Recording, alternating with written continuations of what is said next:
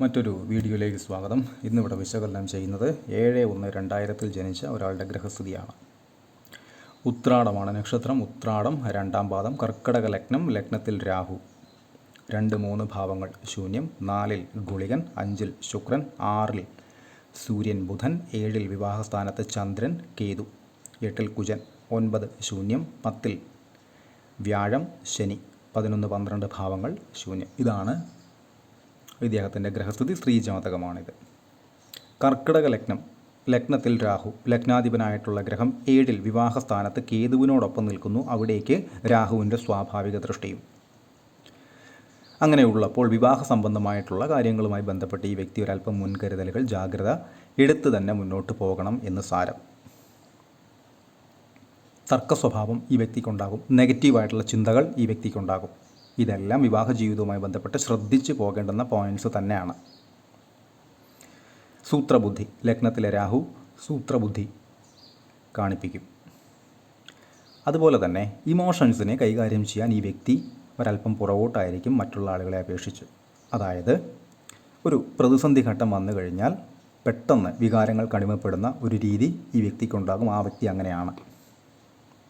പെട്ടെന്ന് ടെൻഷനാവും, കൺഫ്യൂഷൻസ് തോന്നും. ഒരു സാഹചര്യം വന്നാൽ എന്ത് ചെയ്യണം, എങ്ങനെ ചെയ്യണം, എവിടെ തുടങ്ങണം, ആരെ കാണണമെന്നുള്ള ഒരു അങ്കലാപ്പ് അല്ലെങ്കിൽ വെപ്രാളം എന്ന് പറയുന്ന നാടൻ ഭാഷയിൽ പറയാറില്ലേ, അത്തരം ചിന്തകളൊക്കെ ഇദ്ദേഹത്തിൻ്റെ വ്യക്തിത്വവുമായി ബന്ധപ്പെട്ടുണ്ട്.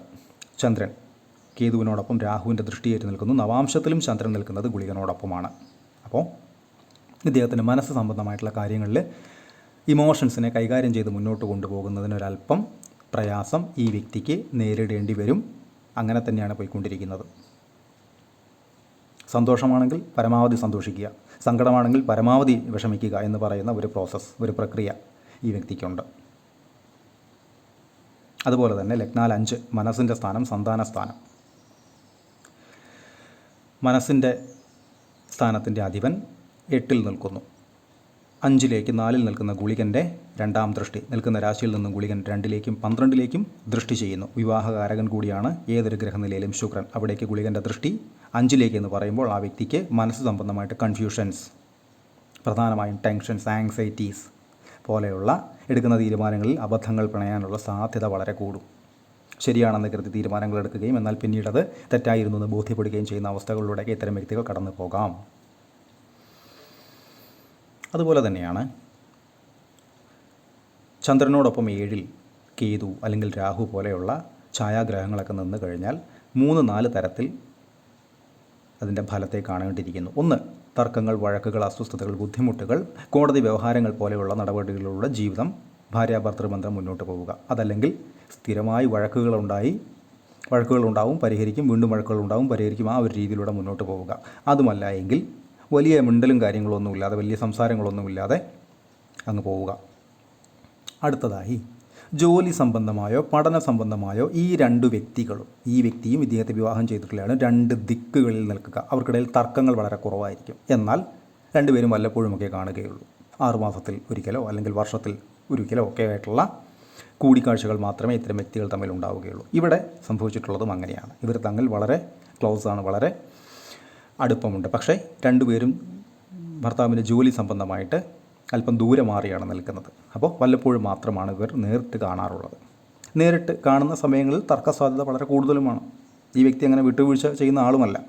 2-ാം ഭാവാധിപനായിട്ടുള്ള ഗ്രഹം സൂര്യൻ വ്യാഴത്തിൻ്റെ ക്ഷേത്രത്തിൽ ബുധനോടൊപ്പം നിൽക്കുന്നു എന്ന് പറയുമ്പോൾ മൂർച്ചയേറിയ വാക്കുകൾ ഉപയോഗിക്കുന്നതിന് ഒരു മടിയും ഉണ്ടാവില്ല. അപ്പോൾ തർക്ക സാധ്യതയെ കൂട്ടും.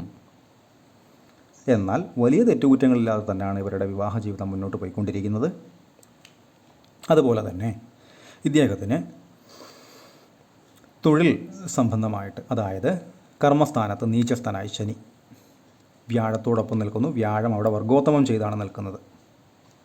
ഇവിടെ ശുക്രനും 5-ൽ നിൽക്കുന്നത് വർഗോത്തമം ചെയ്താണ്. നവാംശത്തിലും ഒരു ഗ്രഹത്തിൻ്റെ പൊസിഷൻ അതേ സ്ഥാനത്ത് തന്നെ ആകുമ്പോൾ അതിനെ വർഗോത്തമം ചെയ്ത ഗ്രഹം നിൽക്കുക എന്ന് പറയും. അപ്പോൾ തൊഴിൽ സംബന്ധമായിട്ട് ഈ വ്യക്തിക്ക് ആദ്യം അലച്ചിലുകൾ, ബുദ്ധിമുട്ടുകൾ, കഷ്ടപ്പാടുകൾ, മനോവിഷമങ്ങളൊക്കെ ആദ്യം ഉണ്ടാകാം. അതിനുശേഷം സ്ഥിരമായൊരു ജോലി കിട്ടുകയും ചെയ്യാം. ഈ വ്യക്തിക്ക് അങ്ങനെ തന്നെയാണ്. പ്രത്യേകിച്ചും രാഹുദശ നടക്കുന്നു. എല്ലാ കാര്യങ്ങൾക്കും ഒരു കാലതാമസം. 2 ദിവസം കൊണ്ട് നടക്കേണ്ടുന്ന ഒരു കാര്യത്തിന് വേണ്ടി 5 ദിവസം മെനക്കെട്ടാൽ മാത്രമേ ആ കാര്യം തനിക്ക് അനുകൂലമായി വരികയുള്ളൂ എന്ന് സാരം. അപ്പോൾ അതിന് വേണ്ടുന്ന മുൻകരുതലുകൾ പ്രായോഗികമായി ആദ്യം തന്നെ എടുത്ത് മുന്നോട്ട് പോകുക. അല്ലാതെ 2 ദിവസം മാത്രം പ്രതീക്ഷിച്ച് പോയി നിരാശപ്പെടുന്നതിലും ഭേദമാണ് അല്പം പക്വതയോടെ ഒരു പാകതയോടെ ചിന്തിച്ച് 3-4 ദിവസം എടുക്കാം എന്നൊരു ചിന്തയിൽ പോയി കഴിഞ്ഞാൽ നിരാശകളില്ലാതെ ആ കാര്യത്തെ സമീപിച്ച് നേടിയെടുക്കാൻ സാധിക്കുമെന്ന കാര്യത്തിൽ തർക്കമില്ല. അതുപോലെ തന്നെ വ്യാഴത്തിൻ്റെ ദൃഷ്ടി നിൽക്കുന്ന രാശിയിൽ നിന്നും 5, 7, 9 ഭാവങ്ങളിലേക്കാണ് ഏതൊരു ഗ്രഹനിലയിലും വ്യാഴം ദൃഷ്ടി ചെയ്യുന്നത്. അപ്പോൾ 1, 2, 3, 4, 5 ലഗ്നാൽ 2 ധനസ്ഥാനത്തേക്ക് വ്യാഴം ദൃഷ്ടി ചെയ്യുന്നുണ്ട്. ധനസ്ഥാനത്തിൻ്റെ അധിപൻ നിൽക്കുന്നത് വ്യാഴത്തിൻ്റെ ക്ഷേത്രത്തിലുമാണ്. നല്ലതാണ്, ധനപരമായിട്ടുള്ള കാര്യങ്ങൾക്ക് നല്ലതാണ്. പൊതുവെ ഈ വ്യക്തിക്ക് ഒരല്പം പിശുക്ക് കൂടുതലുമാണ്. ഏത് രീതിയിലും ധനം കൈവശം വരുത്തുക അല്ലെങ്കിൽ കയ്യിൽ സമ്പാദിച്ചു വയ്ക്കുക എന്ന് പറയുന്ന ഒരു ശീലം കുട്ടിക്കാലത്ത് തൊട്ട് തന്നെ ഈ വ്യക്തിക്കുണ്ട്. ഇപ്പോഴും അതങ്ങനെ തന്നെയാണ്. അതുപോലെ തന്നെ വ്യാഴത്തിൻ്റെ 5, 6, 7 ഗുളികൻ നിൽക്കുന്നിടത്തേക്ക് വ്യാഴത്തിൻ്റെ ദൃഷ്ടിയുണ്ട്. അത് ഗുളികനുമായി ബന്ധപ്പെട്ടിട്ടുള്ള നെഗറ്റീവിനെ കുറയ്ക്കുകയും പോസിറ്റീവായിട്ടുള്ള കാര്യങ്ങൾക്ക് നല്ലതാക്കുകയും ചെയ്യും. വ്യാഴത്തിൻ്റെ ദൃഷ്ടിയൊന്നുമില്ലാതെ ഗുളികനൊക്കെ 4-ൽ നിന്ന് കഴിഞ്ഞാൽ വളരെ ശ്രദ്ധിക്കണം. വളരെ ശക്തനാണ് ഗുളികൻ ഏതൊരു ഗ്രഹനിലയിലും എവിടെ നിന്നാലും. പ്രത്യേകിച്ചും 5-ലേക്കൊക്കെ ദൃഷ്ടി ചെയ്യുന്ന ഗുളികൻ എന്ന് പറയുമ്പോൾ വ്യാഴത്തിൻ്റെ ദൃഷ്ടി ഇല്ലാത്ത ഒരു ഗുളികനാണ് ദൃഷ്ടി ചെയ്യുന്നതെങ്കിൽ വളരെയധികം ശ്രദ്ധിക്കണം. അതുപോലെ തന്നെ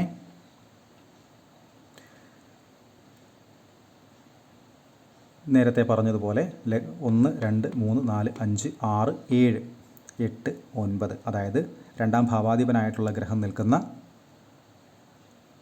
വ്യാഴത്തിൻ്റെ അതേ രാശിയിലേക്കും വ്യാഴത്തിൻ്റെ 9ാം ദൃഷ്ടി വരുന്നുണ്ട്. അതും നല്ലത് തന്നെയാണ്. പക്ഷേ സൂര്യൻ്റെ സ്വഭാവമായിട്ടുള്ള മൂർച്ചയേറിയ വാക്കുകൾ ഉപയോഗിക്കുക എന്ന് പറയുന്ന ഒരു പ്രക്രിയ ഈ വ്യക്തി കൃത്യമായി ചെയ്യാറുണ്ട്. വാക്കുകൾക്കൊരല്പം കാഠിന്യം കൂടും എന്ന സാരം. എന്നാൽ ചന്ദ്രനൊക്കെ കേതുവിനോടൊപ്പം നിൽക്കുന്നു, രാഹുവിൻ്റെ ദൃഷ്ടിയേറ്റ് നിൽക്കുന്നു എന്ന് പറയുമ്പോൾ ആ പറഞ്ഞ വാക്കുകളെ ഓർത്തും ഈ വ്യക്തിക്ക് കുറ്റബോധം ഉണ്ടാവാം പലപ്പോഴും. എന്നാൽ വീണ്ടും അത് തന്നെ ആവർത്തിക്കുകയും ചെയ്യാം. അതാണ് നേരത്തെ പറഞ്ഞത്, മെൻ്റൽ ഇമോഷൻസിനെ ബാലൻസ് ചെയ്ത് കൊണ്ടുപോകാൻ വികാരങ്ങൾക്ക് അടിമപ്പെട്ട് എന്തെങ്കിലുമൊക്കെ ചിലപ്പോഴൊക്കെ വിളിച്ചു പറയാം. ഈ വ്യക്തി അങ്ങനെ തന്നെയാണ്.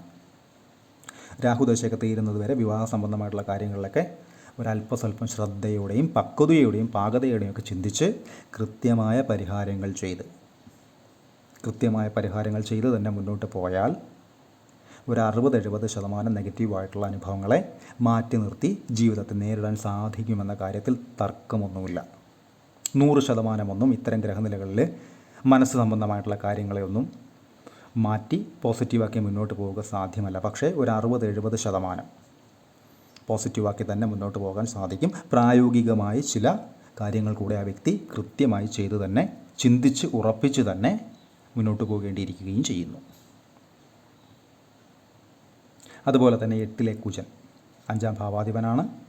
10ാം ഭാവാധിപനുമായ കുജൻ 8-ൽ നിൽക്കുന്നു. 8-ലൊക്കെ കുജൻ 8, 6 തുടങ്ങിയ ഭാവങ്ങളിൽ കുജൻ നിന്ന് കഴിഞ്ഞാൽ ഒരല്പം ശ്രദ്ധിക്കണം. 6-ലൊക്കെ കുജൻ നിന്ന് കഴിഞ്ഞാൽ രോഗസ്ഥാനമാണ്, ശത്രുസ്ഥാനമാണ്. അനാവശ്യമായിട്ടുള്ള ശത്രുതാ മനോഭാവത്തോടെ മറ്റുള്ള ആളുകൾ പെരുമാറേണ്ട സാഹചര്യങ്ങളിലൂടെ ആ വ്യക്തി കടന്നു പോകാം. 8-ലൊക്കെ ആകുമ്പോൾ എന്തെങ്കിലുമൊക്കെ ആരോഗ്യ പ്രശ്നങ്ങളുമായി ബന്ധപ്പെട്ടിട്ടുള്ള കാര്യങ്ങൾ വന്നു കഴിഞ്ഞാൽ വൈദ്യസഹായം നേടാൻ മടിക്കരുത്. അതുപോലെ തന്നെ ഏതെങ്കിലും രീതിയിൽ കാരാഗൃഹവാസം എന്ന് പറഞ്ഞാൽ ഉടനെ ജയിലിൽ പോയി കിടക്കുമെന്നൊന്നുമല്ല അതിനർത്ഥം. മനസ്സുകൊണ്ട് കാരാഗൃഹവാസത്തിൽ കഴിയുന്ന ഒരുപാട് പേർ നമുക്ക് ചുറ്റുമുണ്ട്. മനസ്സുകൊണ്ട് കാരാഗൃഹവാസം എന്ന് പറഞ്ഞാൽ നമ്മളുടെ ഇഷ്ടാനിഷ്ടങ്ങളെ മാറ്റിവെച്ച് പരപ്രേരണയാൽ അവരുടെ ഇഷ്ടാനിഷ്ടങ്ങൾ നടപ്പിലാക്കി അതിനെ അംഗീകരിച്ച് അതാണ് ശരിയെന്ന് ധരിച്ച് മുന്നോട്ട് പോയിക്കൊണ്ടുന്ന അവസ്ഥയിലൂടെ ചില വ്യക്തികൾ കടന്നു പോകാറുണ്ട്. അത്തരം സാഹചര്യങ്ങൾ ഈ വ്യക്തിക്കുണ്ടാകാം. അത് ജോലി സംബന്ധമായിട്ടാവാം, വിവാഹ സംബന്ധമായിട്ടാവാം, എന്തുമാവാം.